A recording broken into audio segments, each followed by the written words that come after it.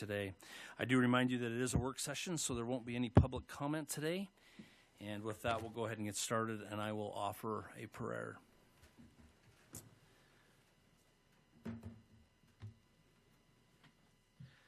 Our Father in heaven, we bow our heads before thee, grateful for the opportunity to come together today as staff and as a council to discuss the needs and possibilities that lie within our direction here in Lehi City. We pray for our folks that live here and for those that come and visit and those that work here, that they may find joy in doing so. We pray that as we talk about things today, that we might find the right answer as we work together and work out those things that need to be discussed, that we may work in a direction that's progressive and get us to a final answer. And we're grateful for all that we have, and we pray for thy Spirit to be with us as we do so, and offer that prayer in the name of Jesus Christ. Amen. Thank you. First item, just real quick. Travis, if you'll go ahead and stand, just so everyone recognizes Travis. This is Travis Sharman. Travis was recently hired as our code enforcement officer. So when I saw him in the hallway, we told him we would introduce him so everyone has an idea who he is. As you see him walking through, make sure you reach out to him. But his name is Travis Sharman. Travis, we welcome you. So thanks for coming. Okay, we'll start with discussion item number 2.A, presentation and discussion of the Thanksgiving Point Development Agreement and Participation Agreement. Marlon, do you want to start us with that? Marlon's left the house. Oh, Marlon's right there. Welcome, Marlon. Run, too? Marlon is here, so Marlon, we'll let you start, and we'll go from there. Actually, if it's all right, Mayor and Council, Ryan Thomas with Stock Development actually put together a really good presentation. If you would indulge him to go over kind of the history of the HTRZ and a little bit of why we're here today. The bottom line is our hope is that we can go through any concerns that the council and the mayor might have with the development agreement, participation agreement, to see if we can get something finalized that we can then bring back to the council during a regular session meeting. So if it's all right, before Ryan, do you want to go through the presentation first? And then we'll start taking questions and getting into it. Is that okay with the council and mayor? Yep, we're good. Okay. Do you want to start? Yeah. Okay. Thanks, Marlon. All right. She's gonna switch, I think. There you go. Excellent. All right. Toggle right here. Beauty. Look at that.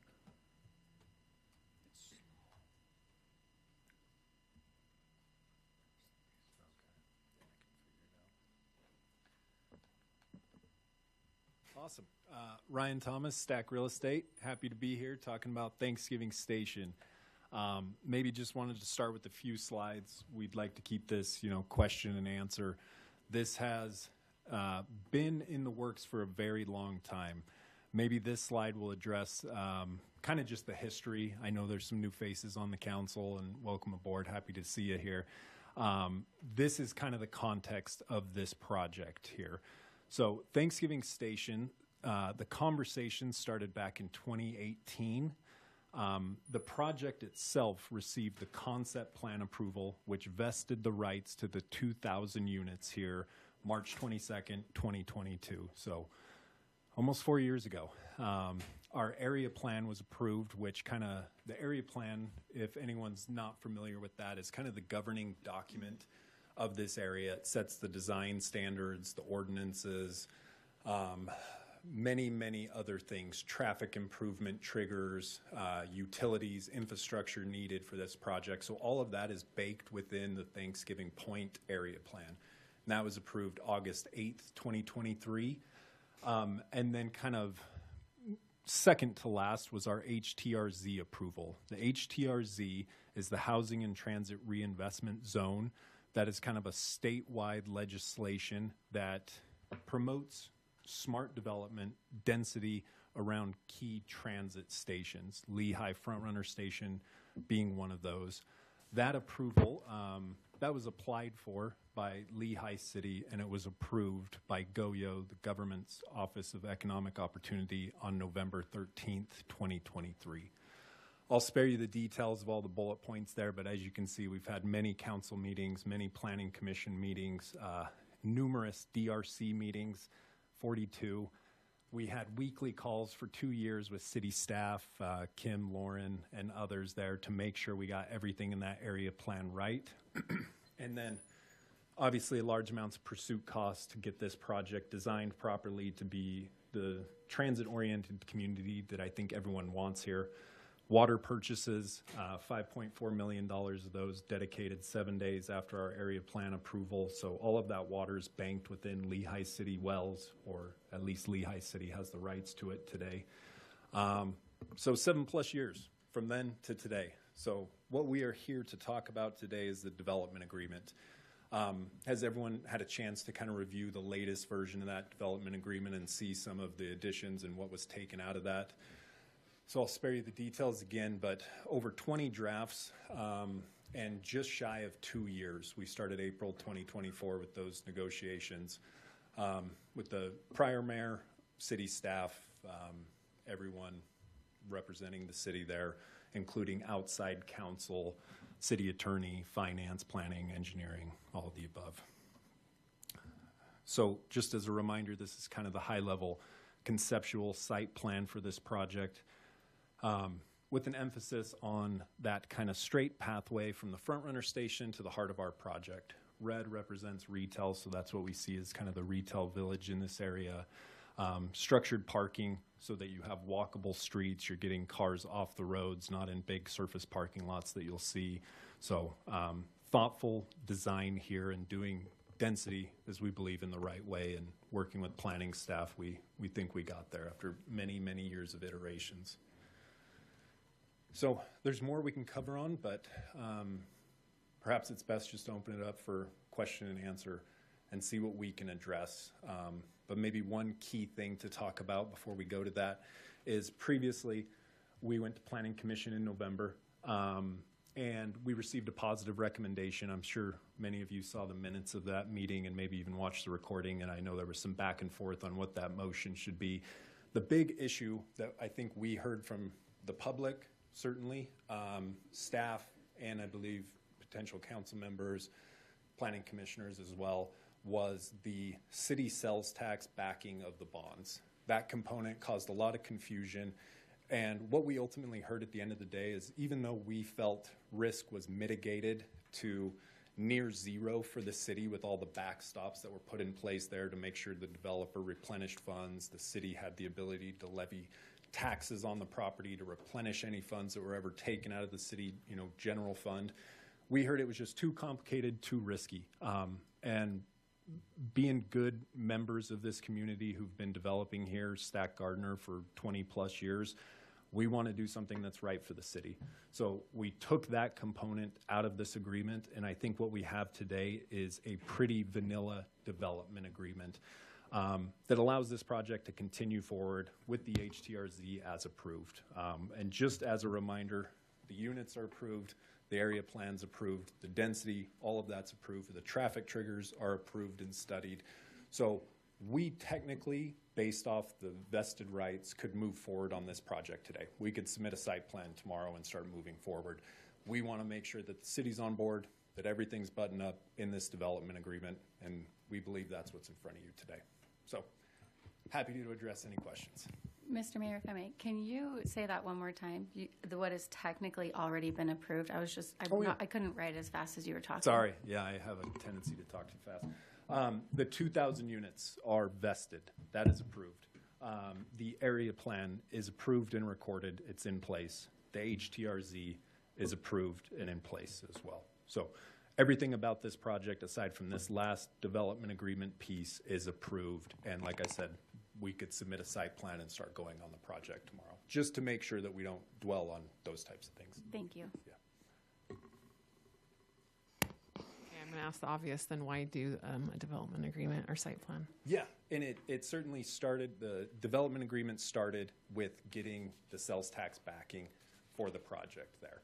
I think what the development agreement has mostly morphed to today is just codifying this project, the standards that are set there, and the path going forward, setting a timeline on the project and making sure the HTRZ is in place. Maybe Marlon can add some more context. Also, Councilman Freeman, per state code, it requires that the city enter into a participation agreement with the developer for the HTRZ funding. That is written in code. Sorry, it does. Yeah. What section of code? But that's separate than a development agreement, right? Yes. Participation agreement. I thought your question was about a development. Mine was about the development Yeah. agreement. Yeah. So, but yeah, so the participation agreement and the development agreement kind of run hand in hand on this, but we do have to enter into at least a participation agreement per the code. Marlon, since you're up here, have we entered into an interlocal agreement for the HTRZ? No, RDA? that is part of, so once we get the development agreement finalized, then we'll come back with the interlocal agreement between the city and the RDA. No, I'm talking just about the HTRZ aspect, that's been approved. Yes. And my understanding is that there needs to be an interlocal agreement just for that aspect of it. So I haven't been able to find it, so No, we don't have one of those yet. We Okay. don't have to. So once the so the HTRZ being approved basically gets the funds from the county to the city. The interlocal agreement gets it from the city to the RDA. So we haven't done that interlocal agreement because we've been trying to finalize the development agreement. We'll bring both of those forward at the same time. Okay, because a lot of documents here, but that was one of the exhibits, and none of the exhibits were included in these documents, so that hasn't even been done yet? No, not the interlocal agreement.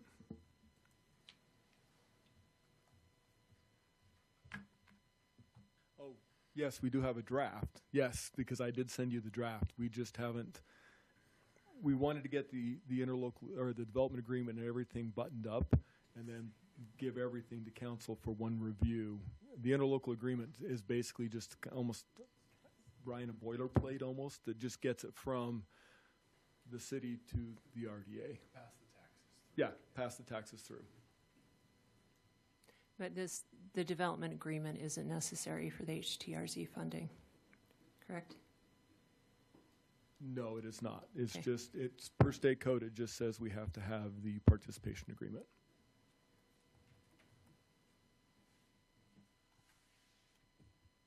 Could be like just a bullet list of what's in the developer agreement. Why the developer agreement? Why do we need it? What's being asked?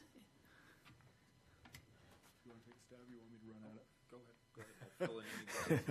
I'm gonna miss some. So basically, the development agreement really, Councilman Newell, just kind of codifies. Transportation.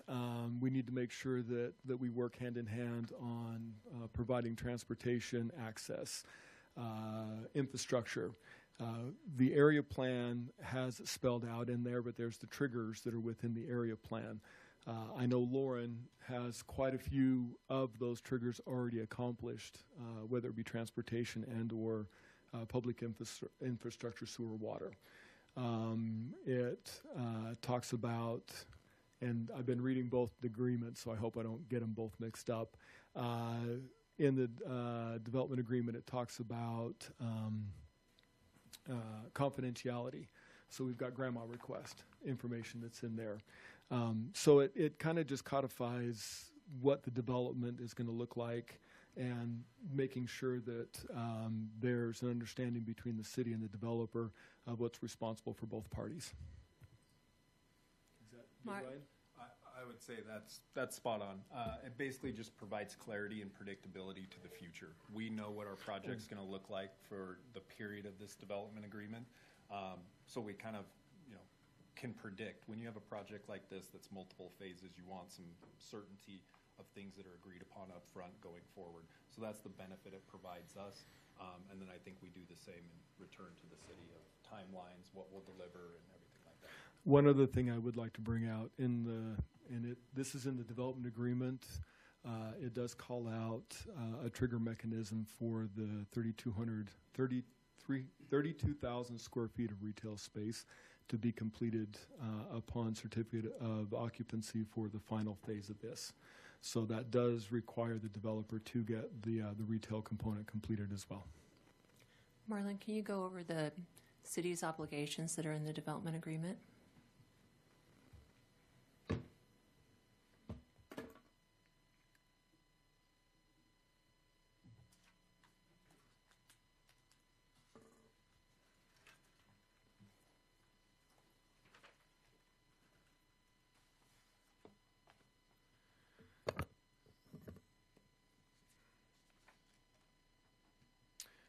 What this basically states, so Article 5, entitlements, all the developer is asking for is that the vested rights that have already been given, that the city upholds the vested rights for this. We also have the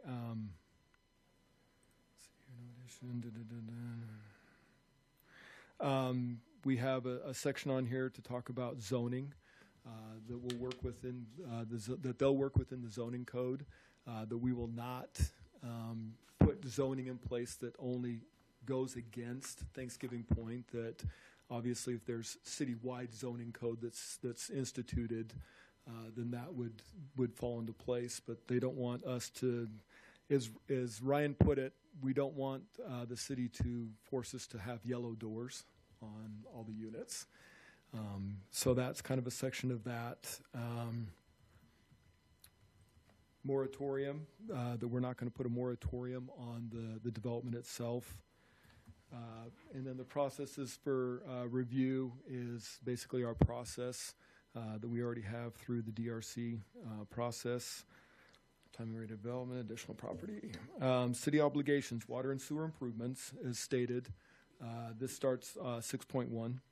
That I believe Lauren can address that, but the majority of the water and the sewer, I believe, has already been built out and is ready for the development. As the developer stated, they've already turned in the water rights for the entire development, $5.4 million. The roadway improvements, again, these, we did ask for a section within this that Clubhouse Drive was an original component of that. It was taken out. They will support a northern east-west connector. Supporting meaning that they would show support if the city was able to find funding, or UDOT or whoever was going to put an east-west connector in play. Point of clarification. So is that could that be anything that was east and west, or is that a specific? Not necessarily Clubhouse Drive. I get that's off the table. Right. Great. Yep.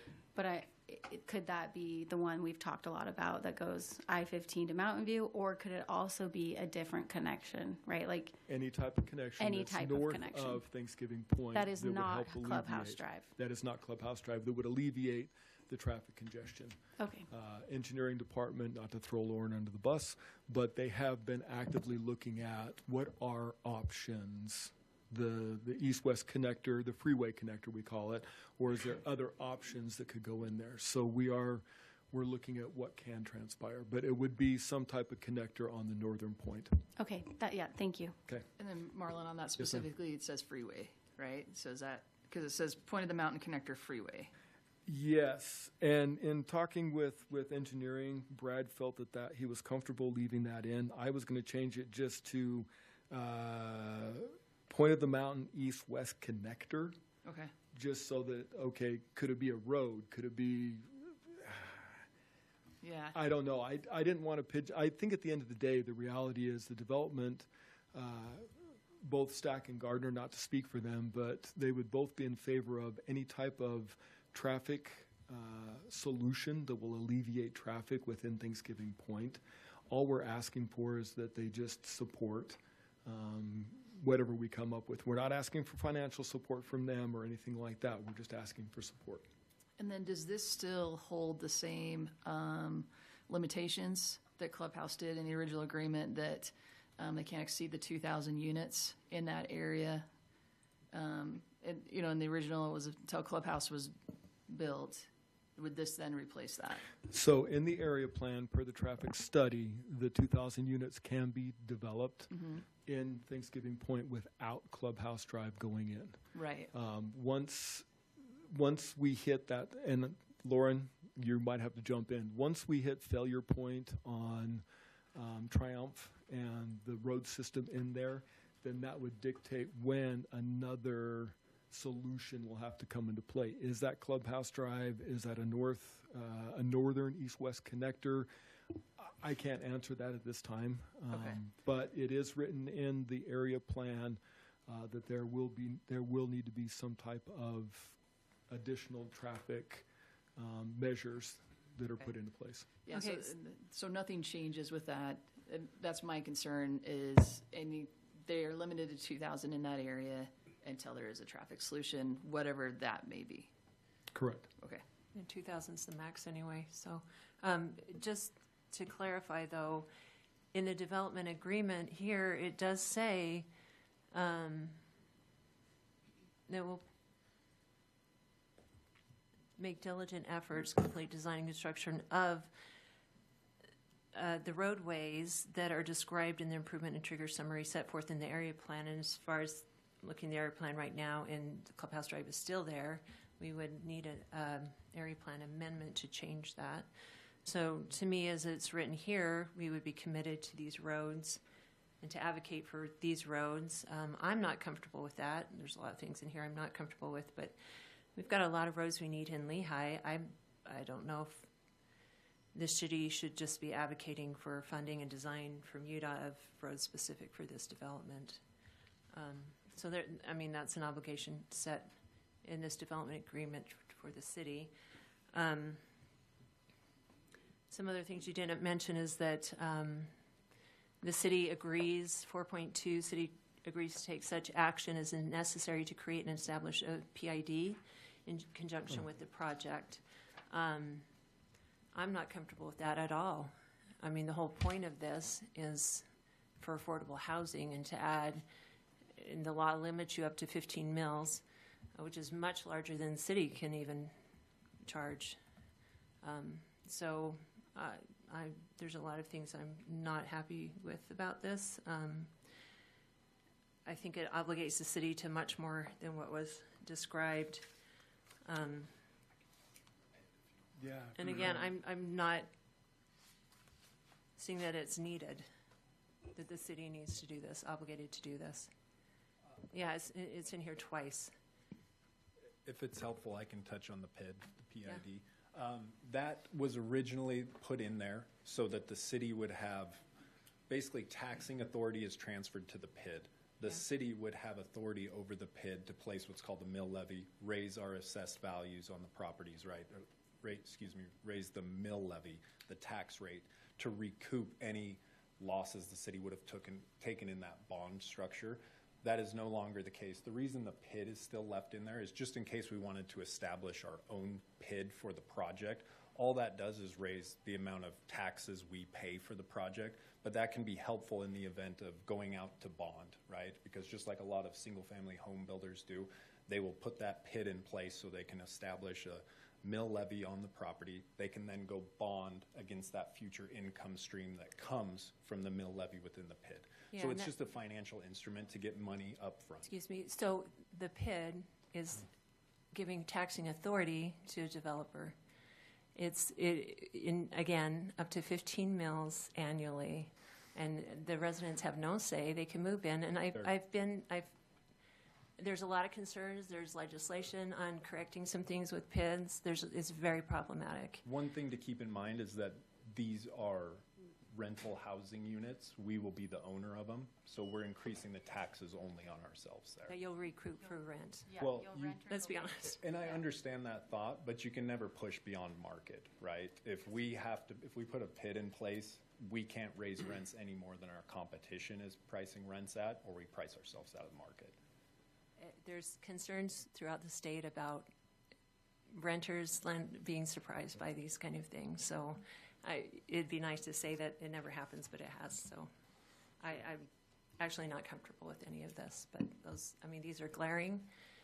To me, this very much favors you guys. I don't see the benefit to the city for this. I don't see the benefit for future residents. And I know the argument is you're going to increase property tax revenue by building these 2,000 units, but there's also cost to the cities. These roads that we're expected to, I guess, lobby for, advocate for, try to get built, this costs a lot of money, and these are located outside of the development, but they'll benefit the development. And those costs are huge. And you're already getting 80% of the tax increment, property tax increment, 80% that could have gone to our school district. And now you're wanting us to bond. You wanted us to create a PID so you can tax these future residents. And if I'm a free market person, if you can't build it, and maybe you shouldn't. I mean, you're vested rights, but we don't have to fund it. Sure. And we're not asking for the city to provide anything in terms of bonding. That's all been taken out of this agreement. So none of that's needed. The PID would just be a PID on our own properties that we pay the taxes on. There's no pass-through to the tenants in that sense there. So no bonding needed in this one. That was the big concession I feel like we've made in this agreement. Do you need the PID in order to make this functional? Like, why is it in there? It's nice to have, and it's just a tool that's been used for these large-scale projects where we have private roads within this project. There are a lot of costs that a typical builder doesn't necessarily need to take on and continue with ongoing maintenance. A lot of times those roads are dedicated back to the city, right, and they become kind of a city obligation.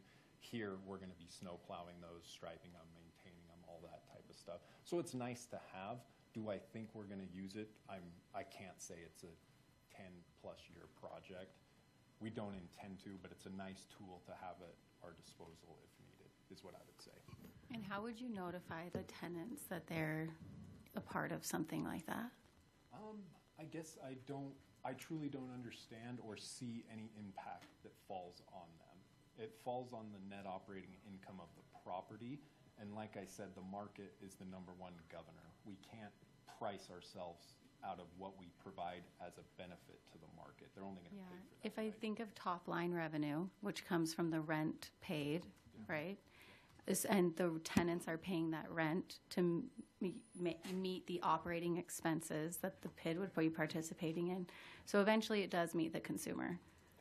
You're right. Top line revenue, operating expenses. Property taxes sit in operating expenses, which then drop down to your net operating income, correct? Yeah. So we're padding our expenses and losing some profit in that sense for the benefit of getting money up front to help catalyze a project to go. So it's an absolute trade-off. It's a double-edged sword. Yeah, thank you for sharing.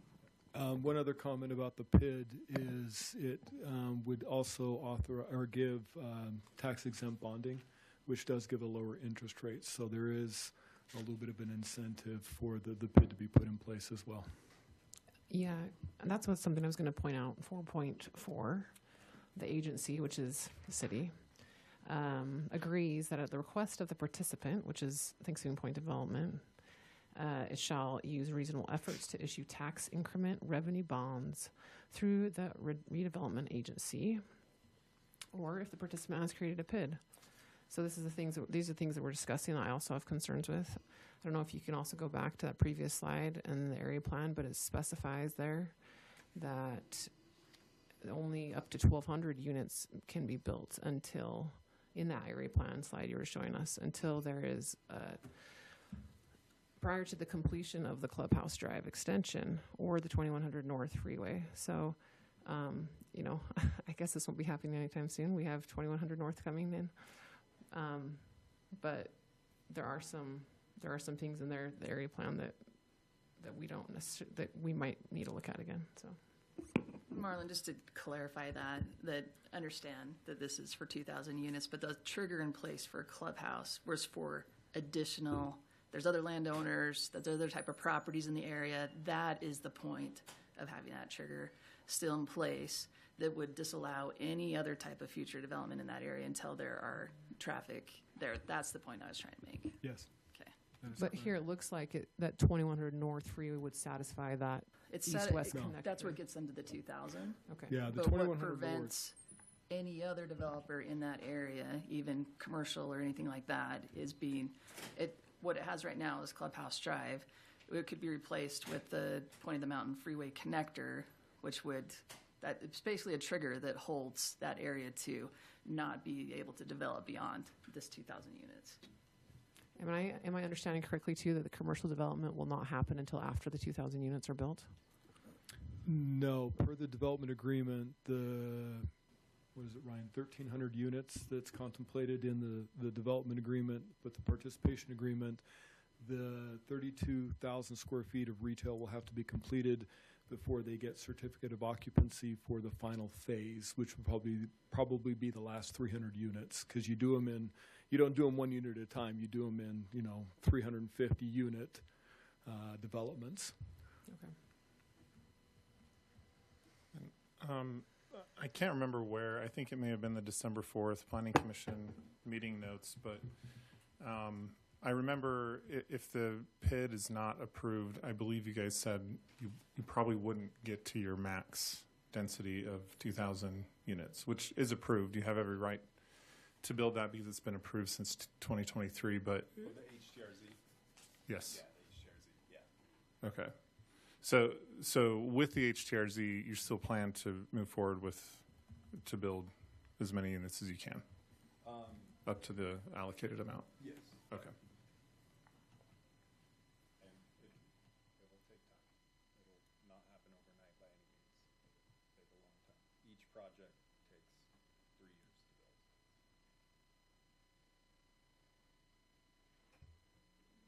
Oh, okay, I'll just have a comment. I'm opposed to the development agreement if we have to enter a participation agreement. I thought it was just interlocal. I'm looking at the effective code from 2023, but I would want that participation agreement to just stick what was allowed in the HTRZ with the application and the state approval, which my understanding it was that the 80% for the 25-year, 2 phases of 25 years, and that money would go towards construction costs of the high-rise apartments and the parking structure. The participation agreement here, it opens it up to all costs associated with the development. I'd like to stick with what was originally agreed upon and not have a development agreement.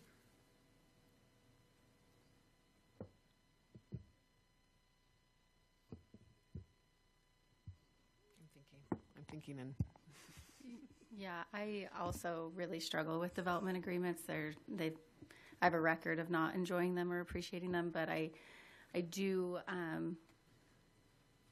I appreciate the work session because it allows me to kind of process through and yeah, it's definitely not my favorite thing. And I can understand that. And the only thing I'd add, Marlon kind of touched on it, but when you do have a project that'll span, potentially 2 decades to be built out here, you need some certainty that, design standards aren't going to change something crazy, that everything has to be red brick throughout this area. Don't you get that in the area plan? That is what our area plan does, but what this development agreement does is protect us from changes to that. We basically just lock in, hey, here are design standards today, and those are going to stay consistent for the term of this development agreement for the life of this project. Because you could have the instance where someone comes in and says, no, everything's red brick now. And Yeah. we've had a design thing going, and now you have to shift and Yeah. accommodate something different. This reminds me of our last meeting where Cold Spring Ranch, we changed the area plan, right? And those citizens have a right to petition their government for change. So it concerns me, if I'm understanding you correctly, just help me if I'm not, but it would concern me that you're essentially saying this development agreement prohibits residents from petitioning their government for change on the area plan. And I want to make sure that we don't prohibit them if they move in and have, but I also at the same time am weighing out the fact of the risk of the development, right? So I guess there's kind of 2 sides to this coin. Yeah, I think that's a fair statement, and what I would just maybe remind the council of is that process happened when the area plan was approved, right? I mean, there was plenty of public comment that came out.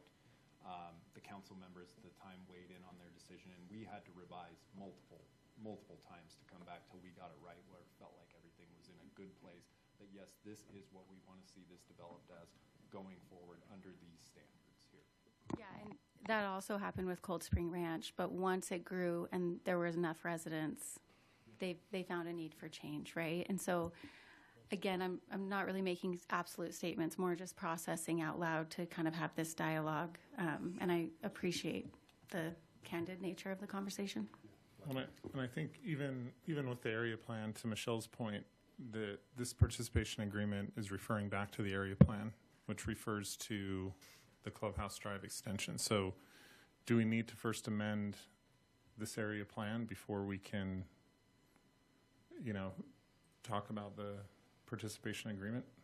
Just because I know that Clubhouse Drive, I mean, personally, I don't, it doesn't relieve regional traffic. In fact, it probably brings much more traffic into this area. And if it's not part of our overall strategy as a city to build out that road, then would it make more sense to amend the area plan first to start with? I don't know. I guess I would say where it's an either or, I don't personally see it having implications here, and it's kind of shown on our traffic trigger summary right there on It's this. in the area plan that it has Clubhouse Drive beyond our project, so It's still on there, is the point. we, And if you want to change it to just a connector, then yeah, we would need to amend the area plan first. Also, you said it's beyond your project, but it's 2031, and you said this would take 2 decades, so potentially well, we've could been not working be. on it for a long Yeah. time. So Yeah. sometimes some of our dates for the area plan that we submitted on are a little off. Yeah, I guess I would say we didn't plan on being 2 years into the development agreement before we started the project. So yes, some dates have shifted, and Lauren and his team have done a fantastic job of exceeding most of the deadlines for the Lehi projects on here. I just want to say I appreciate you bringing this to us. I understand that there are risks. There's also the city kind of upfront has to do some of the infrastructure outside of your project, right? Is what I understand. Some of the there's some things that have to be in place, outside roads or whatever. You have to do some internal roads, things like that. Typically, we would gather impact fees and we would help build some of the things after housing's built. Also nearby, you have some nonprofit area that doesn't pay property tax that, the city has provides services to as well that will affect your area. Whether it's that specifically, but you kind of get the benefits of some of those things that the city provides for the nonprofit area.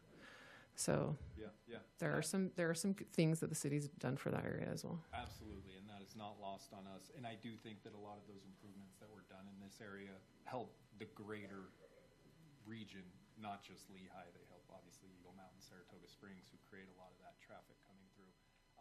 So I would say, while these were outlined in this table as improvements, that Lehi City had to do, I wouldn't say those were necessarily done just for this project, right? But yes, we're very grateful to have that, and in return, we have our list of projects we have to complete as well, too, which will further add regional benefit.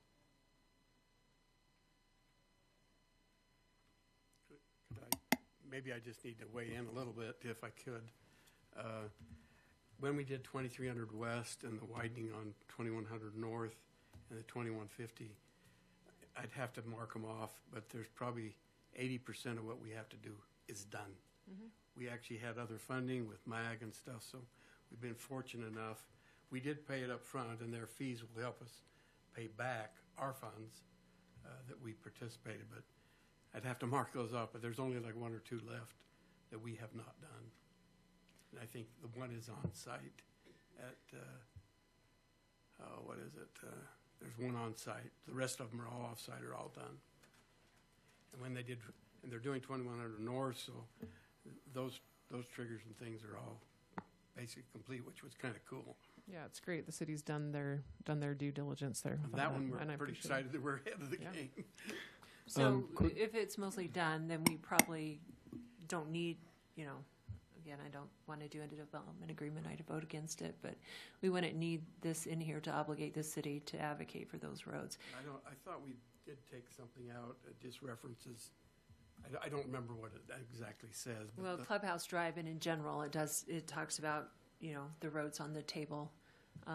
And my concern is we've got a lot of roads we're trying to get funding for.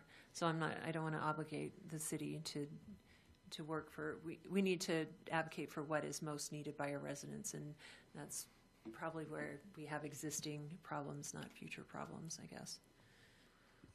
Yeah, I don't know that it's necessary, because I think the intent with Clubhouse Drive was because there was going to be pushback.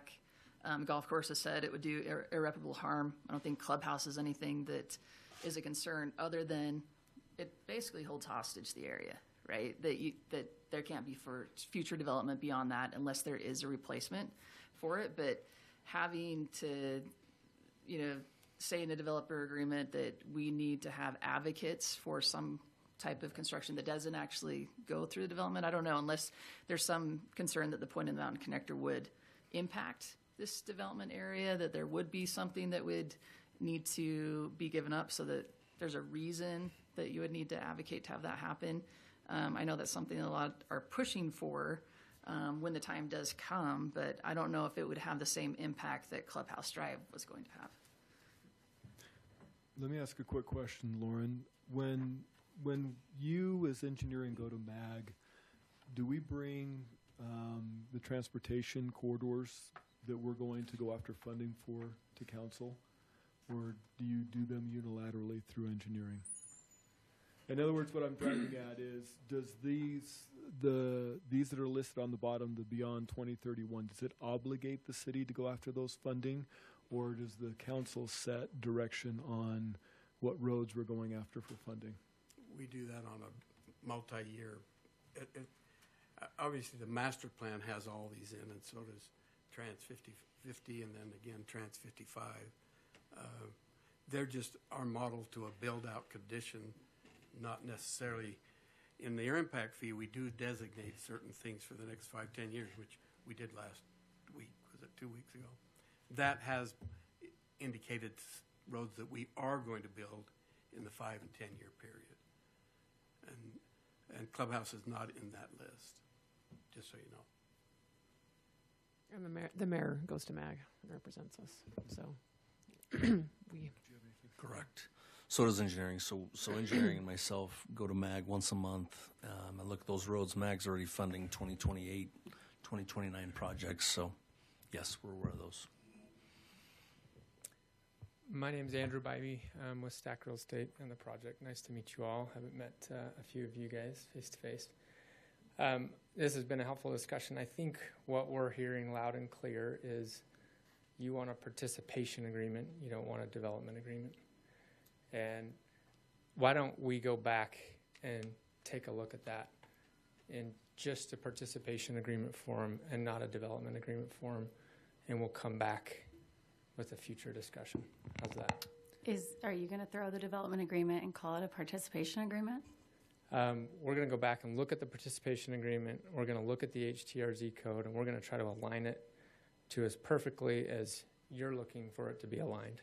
I mean, at the end of the day, there's a host of things that are already approved, and sounds like you guys already know that, and we know that. We want to develop what we have approved. We're not trying to sneak anything else in. We want to develop what we have approved. And if the participation agreement matching perfectly with the HTRZ is the way to do that, then that's what we're going to do. So let us go back and do that homework, and we'll work with Ryan Wood and outside counsel on our side and outside counsel on your side and come back to you. Does that work? Yeah, I'm agreeable to that. I also, if you bring something back, if there's like Exhibit A, Exhibit B, whatever, if we can include those documents, so we don't have to go searching for them, and anything else that would be helpful for us. I read hundreds of pages of the stuff, so good with that. Okay? Cool. So, Marlon, that would be helpful because there are things that are approved, but I think it'd be helpful for all of us on the council to have those documents. So the application that you made to the state, to GOEO, the application, and then the approval, what was approved. Because I did hunt and found it eventually. I think that would be good to know, for the whole council to know what's approved. And my position is I will honor, I have to, right? Happy to honor that. But I'm not comfortable with the additional asks going forward. Fair enough. Councilman Newell, you're council member. Good. Councilmember Harrison, you're good with that. Councilmember Freeman, good. Yes. Councilmember Stallings, councilmember. Okay. So with that said, you're also part of 2.B. Do we want to make those? I'm assuming we want to combine those for that's soccer field. I'm assuming you want to go that way. Okay. Great. Sounds good. Thank you. Thank you. Hey, thanks for your time, everybody. Appreciate it. Thank you. Okay, we'll go to 2.C, And we'll actually, I need to ask if we can potentially table this because Mike West is out sick today. And so, is everybody okay if we move this to the next work session? Is that okay with everybody? Okay, great. Does Kim want to He say feels something? bad that he couldn't be here. And Brad Kennison is also out He's of also town. out of town. His son is getting married, so he's. He got anyways, married. yeah, he got married. He just hasn't come home yet. So if you're okay, I mean, if you have any questions or things that you want us to cover, but I know Mike was going to do some additional information. Yeah, I know Mike has the Yeah. major push Yeah. on this. So let's, if Okay. you guys are okay with that, let's push it and we'll get Mike to present. Can I just ask what he was planning, just generally, what he was planning to present? I think he would like to just kind of walk through, zoom out a little bit and talk about the safe systems approach, which is the FHWA's new, how do we think about roads more comprehensively and balance vehicles with other types of modes of travel, and then start to drill in on, what does that look like for us, and how do, where do we want to strike that balance? What are the trade-offs? So I think he can walk you through some slides, and then we can just jump right into what do we want now to do with 700 South, and what are some options for the future. So I think he'll be very prepared. He's got the influenza B, so he's on quarantine. So Yeah, that makes sense. I think nobody here wants to get rid of bike lanes necessarily. We're trying to find a better solution, at least for 700 South. And I know this is part of the overall transportation plan throughout the city, and we have different types of bike lanes throughout the city and different roads. And so, I think we can look at it more comprehensively over time.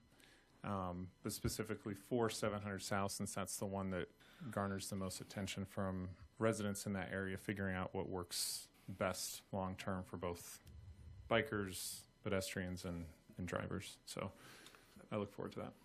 Mayor, could I make maybe I'll just give you a little insight. You did ask some questions about alternatives, and maybe you've got some that you're in your mind, but we did look at, leaving it alone, obviously, or enhancing it in its position. Do we put in, which we have talked before with prior council, a barrier that goes down, and that was discussed quite heavily with the prior council. That's an option. They all come with money. The other one, do we eliminate and go to bikes on both sides? That's been requested. We did look at that. We have funds. You can't just arbitrarily change something, because what happens when you have paint like that, what we found out, and there's BJ. You really can't. You almost have to redo the road partially to get rid of the paint if you're going to redo a lot of painting. So there's a lot of cost with just trying to go back to, say, a different type of alignment. So we've been working on those costs. So if you have some particular alternative you want us to look at, that would be helpful to know too. Yeah, so I'm not an artist by any stretch, but I do like, and this is coming from talking to residents. Like, I don't live on 700 South per se, but I live nearby. I commute on it. I do like the idea of having bike lanes on either side of the road, and a lot of the residents who have reached out in favor of the bike lanes, they like that it's protected by vehicles, right? So parked vehicles.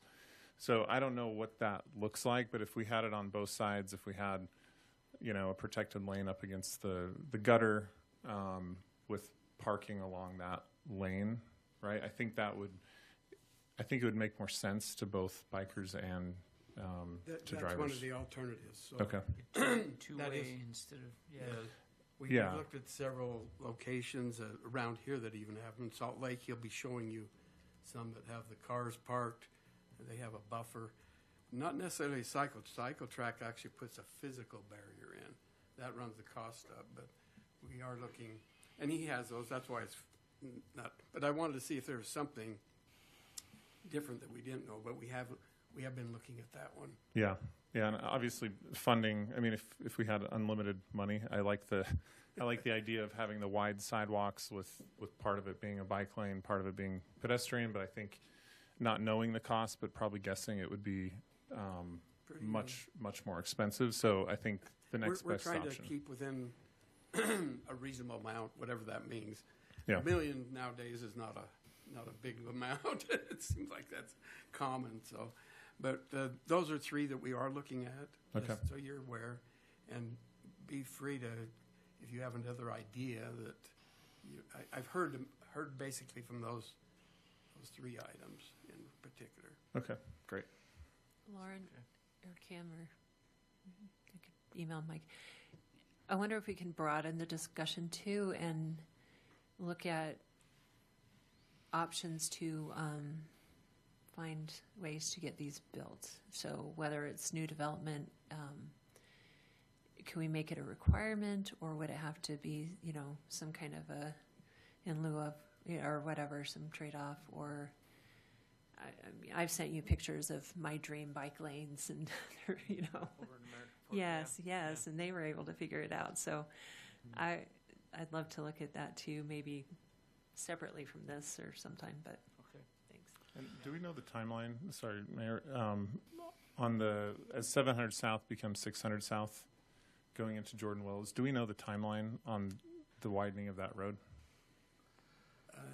We have funds for that actually extension on the road, and I don't remember when what year was it? I think 2 the years from now? design funds could be released late More this soon, year, and then the construction probably wouldn't be for till 2027. So, but it's getting closer. That was on the previous MAG cycle, so it's usually 2 years out. So Yeah. I think this year we may have funding to at least do the design, and then the construction would probably be the following year. That's good to know, because obviously I think the intent is for these bike lanes to eventually connect to the Jordan River Trail. That's correct. And then you have the new developments just north of the Cho property that's going to add more traffic.